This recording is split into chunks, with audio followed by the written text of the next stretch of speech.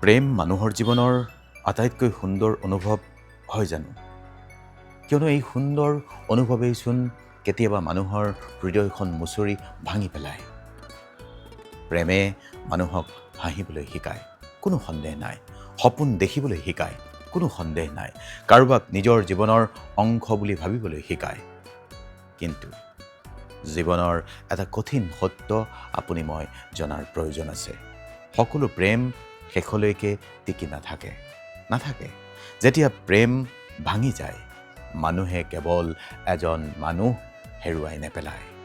মানুহে হেৰুৱাই পেলায় বহু কিবা-কিবি, স্মৃতি, সপোন, ভৱিষ্যতৰ কল্পনা সকলোবোৰ হেৰুৱাই পেলায়। আৰু কেতিয়াবা নিজৰ এটা অংশও হেৰুৱাই পেলায় মানুহে। সময়ে লাহে লাহে সকলো ঘা শুকুৱাই দিয়ে। আপুনিও জানে, এদিন আপুনি আকৌ হাঁহিব যদি প্ৰেম ভাঙিছে। হয়তো আগৰ দৰে আপুনি হাঁহিব নোৱাৰিব পাৰে, কিন্তু পূৰ্বতকৈ অধিক শক্তিশালী হৈ পৰিব আপুনি।